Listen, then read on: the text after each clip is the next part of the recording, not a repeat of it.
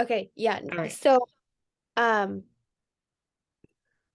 we'll just have that. Yeah, I don't really know Zoom. I do a lot of Google Chats Yeah. for work, Yeah. so makes it a lot easier. Yeah. We sent this to.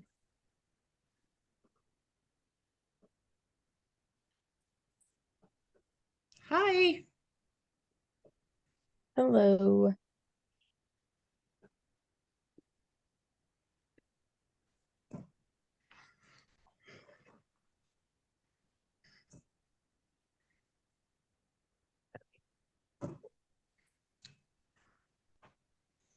Okay, I just sent it to I think her name's Lizzie or Elizabeth.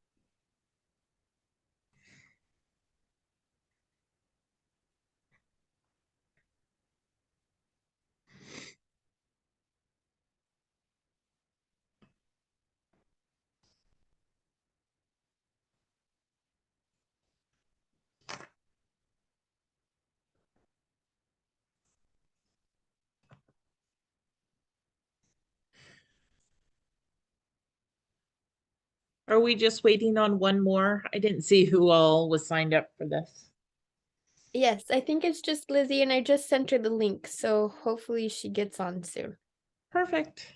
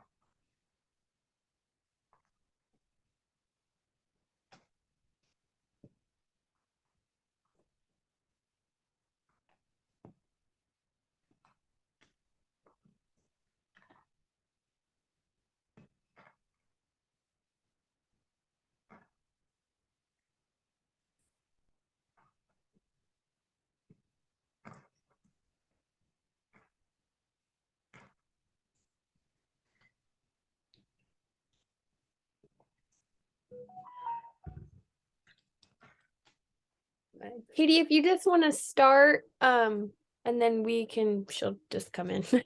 Right. Sounds good. Well, I guess this is my week to lead, so I guess we will just start with did anyone have any like questions or confusions about the reading that we want to go over or collaborate on?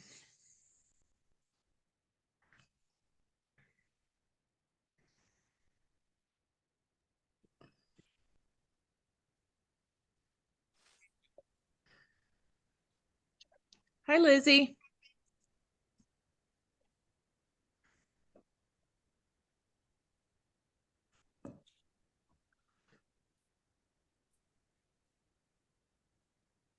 I think you're muted.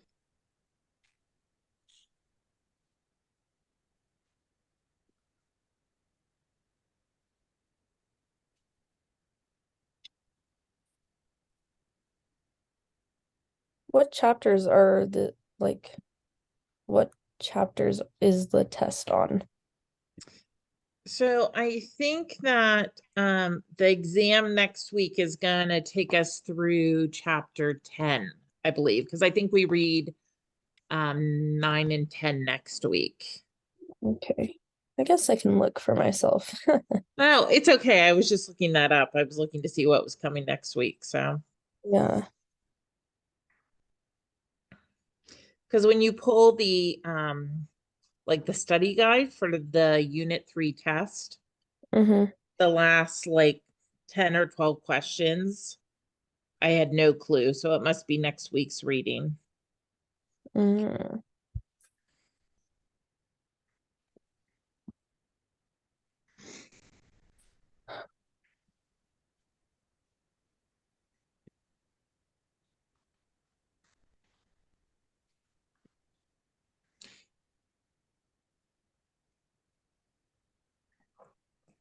Lizzie, are you still trying to get your audio to work?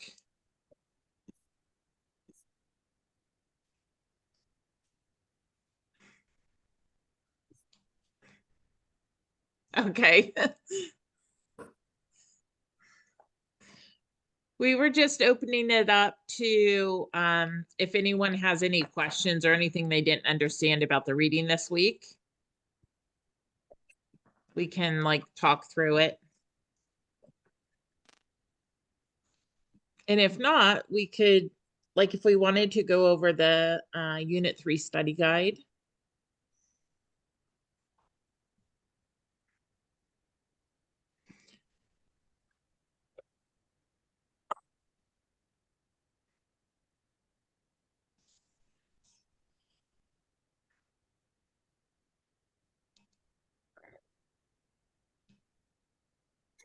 Does anyone else like struggle with like remembering like the different functions of like each part of the brain? Yes, very much so. Like that's the hardest thing for me. Sorry if my voice is like a little groggy. I'm like trying to get over like a flu right now. Mm, it's that time of year. Yep.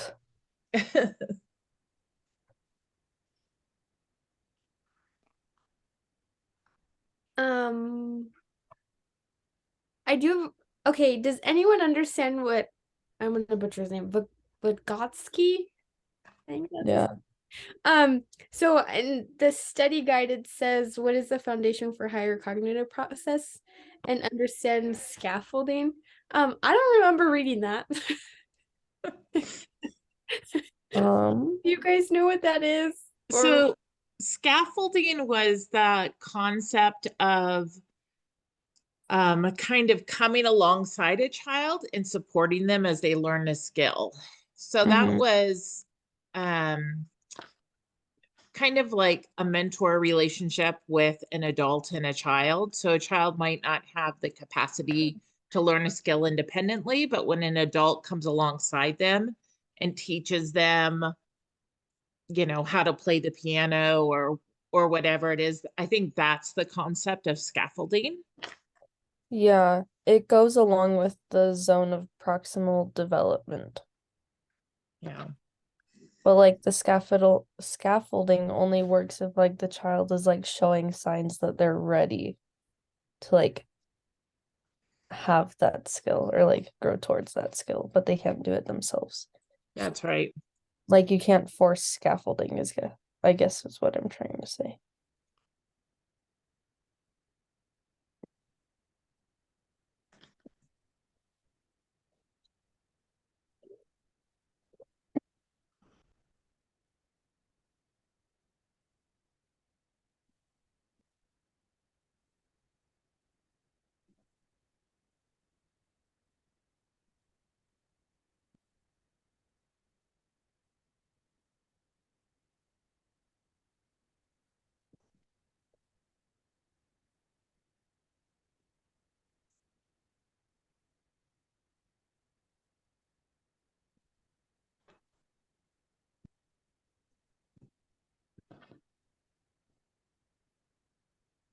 Hmm.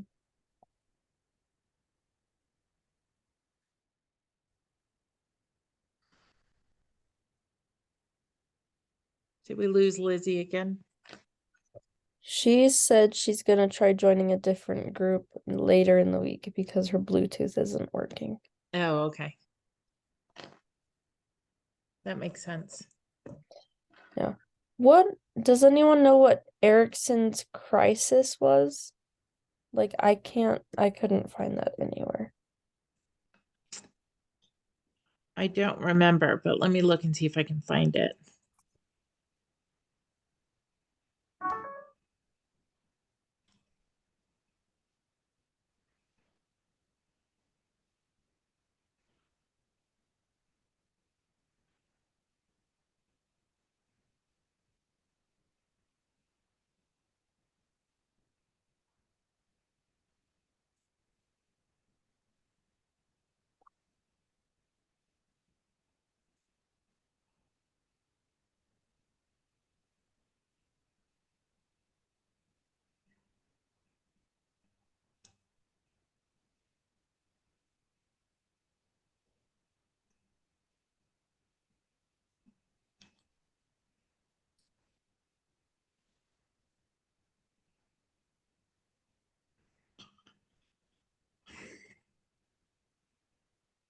Never mind, I found it.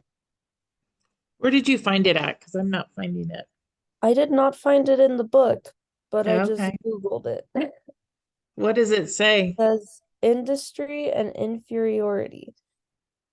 I remember learning, but I can't find that anywhere in the book, like when I look it up. Hmm.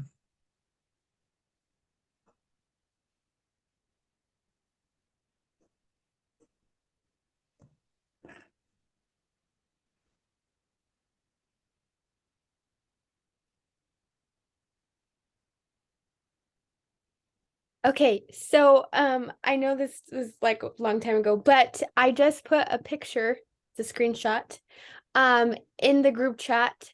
I once a long age ago took a human anatomy and a physiology class. We learned about the brain and different things. And so those are my notes Oh, on what I learned and like what the different functions are. Um, so hopefully that helps. That's Uh, really helpful. Thank you for sharing that. yeah. so so um yeah, because honestly the brain is so it's confusing. Yes. Uh, 'Cause like honestly, all of it looks the same. Like to me, it's like all just like pink noodle looking things, and they're like, oh, each thing's a different part. How can you tell? Like there's no like differentiation or anything. I know. Yeah. The only thing that I remember is the cerebellum because that's the little brain. Yep. That's all I remember. And I'm like, that's bad. I need to remember everything else. Um, I love it. but yeah.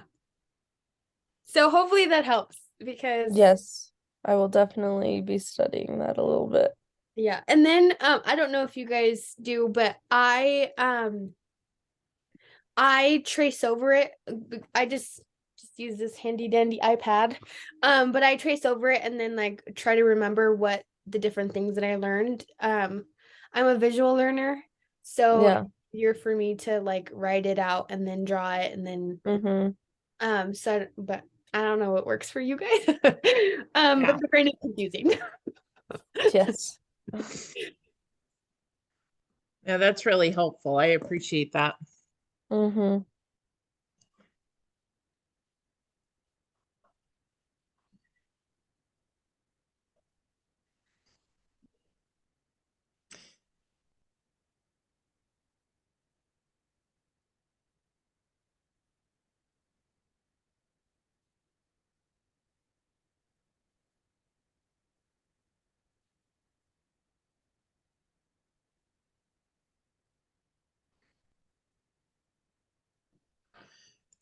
Did you guys have a clear understanding of, in the section about aggression, the difference between instrumental aggression and reactive aggression?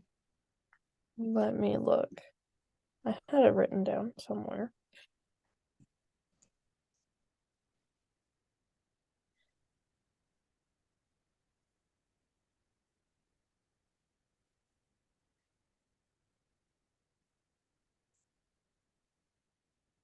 For me, I put that proactive or instrumental is when they like have a need or a desire to fill, and reactive is just their defensive response to something, I guess. Which So would I'm not entirely sure like when proactive like would occur. Yeah, and that's what I was trying to figure, like a scenario. Like, would instrumental aggression be a kid hitting another kid to get a toy? Like, is that kind of what they're talking about in terms of aggression? You know what I mean? That's intended to accomplish something. I understand the reactive, like if someone's coming at you, kind of a defense Yeah. reaction. But I wish they gave like scenarios because I'm having a hard time kind of putting it together in my head. Yeah. There we go. Let's see.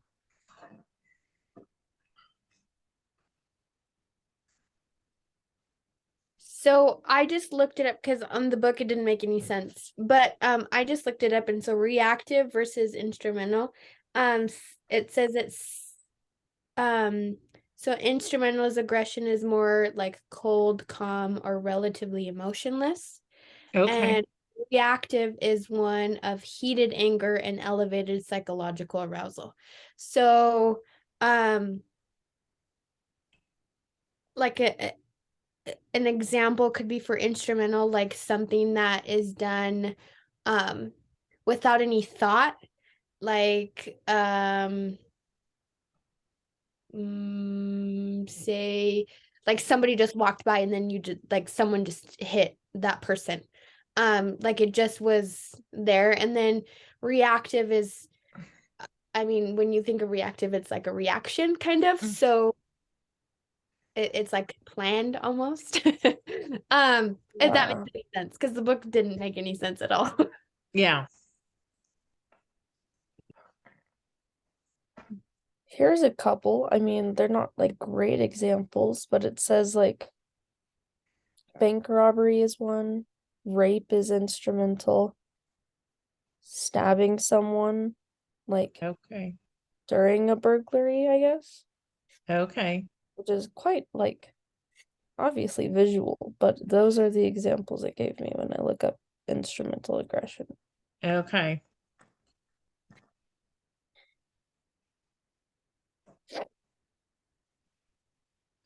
And then was it saying that like physical, verbal, and relational are all like can be forms of both proactive and reactive?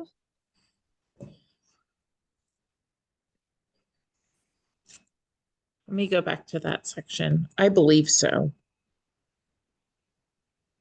Yeah.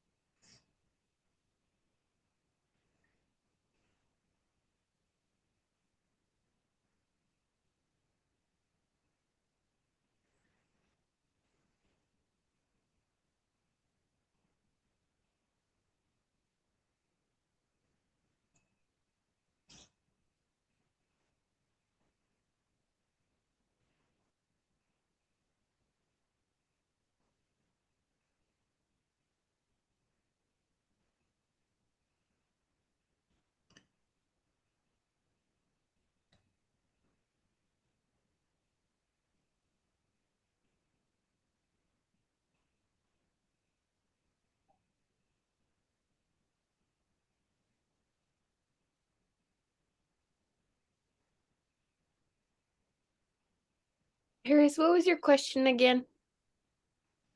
If physical, verbal, and relational aggression can be both proactive and reactive. I think so, and I'm having a hard time finding it in the book. Mm-hmm.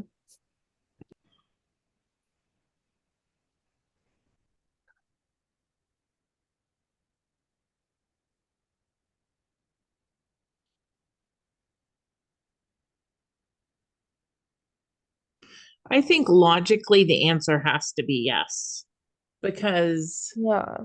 you can definitely proactively attack someone in all those ways. And Mm-hmm. I think a reactive response to those could be any of those things as well. So I can't find it either in the book, but I would say yes. Okay.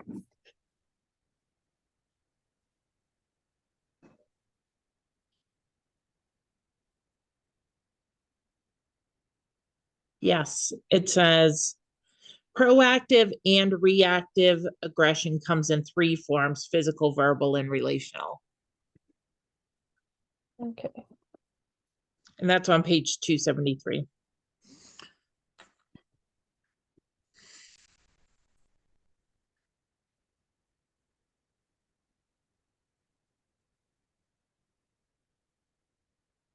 $272, I mean.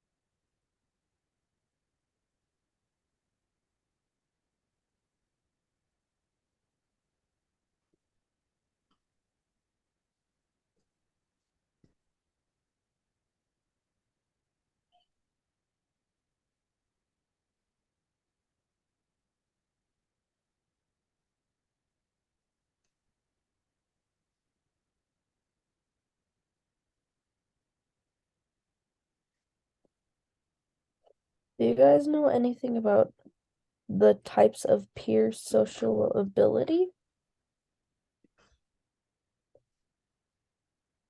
Let's see. I don't remember learning about that at all, but it's on the study guide. What number is it on the study guide? 16. And the types of peer sociability. I wonder if that is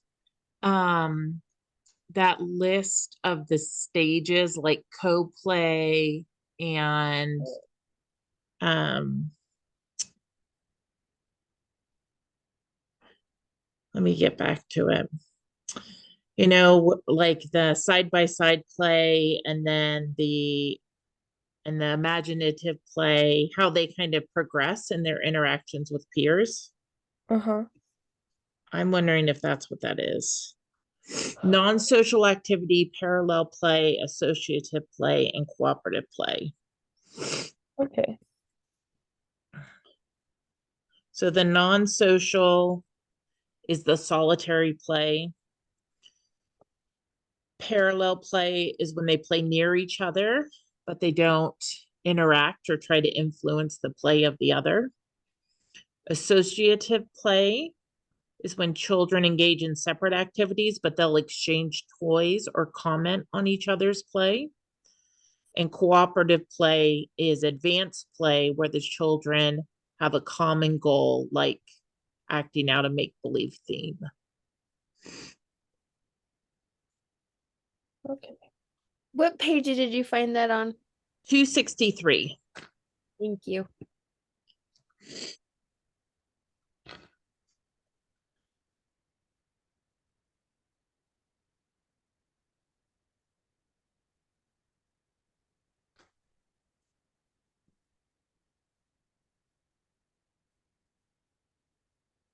Are the child rearing styles, are those like the authoritative and Yeah, I think so. And that one? permissive Yeah. and yeah.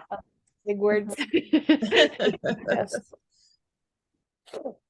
And I always get like authoritative and authoritarian like confused because they're like they sound the same. Yeah. I'm like, we couldn't have come up with another word. Yeah. Something not so similar.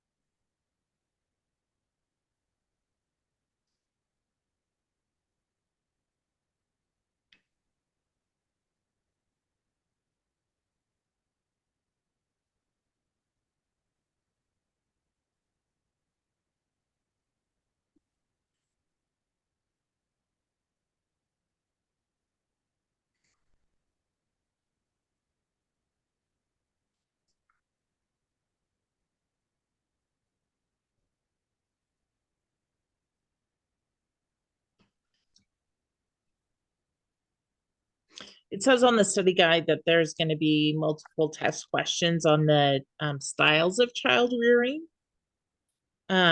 So other than the confusion over authoritative versus authoritarian, does everyone have like a good understanding of those different styles and what they look like? I think so.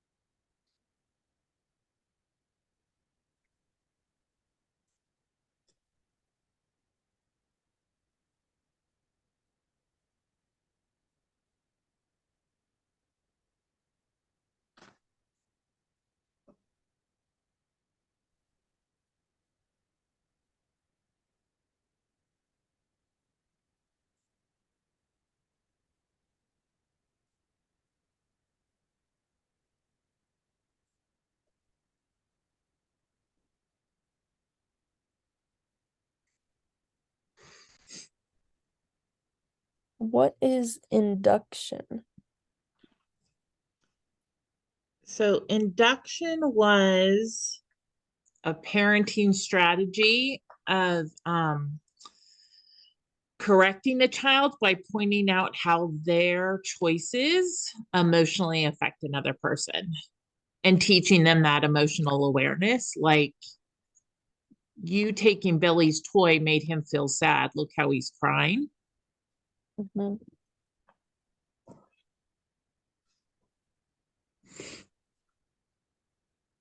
Okay.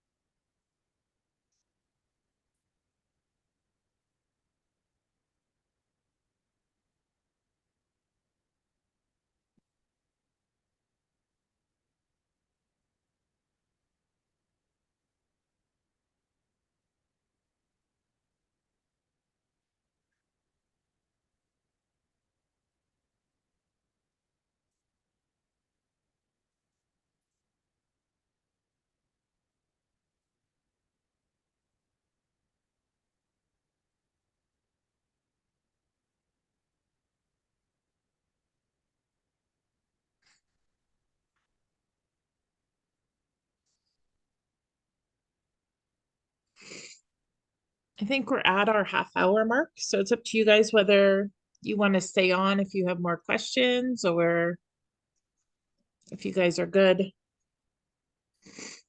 I think I am good. Me too. All right. Perfect. Awesome. Thank you guys. Thank you so Yeah. much.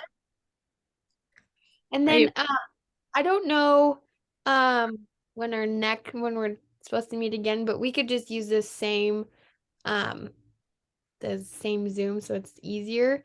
perfect? And then I think I just had Katie do the like co-host, so that way she could record the meeting. But we can do that Cool. next. Awesome. Alrighty, you guys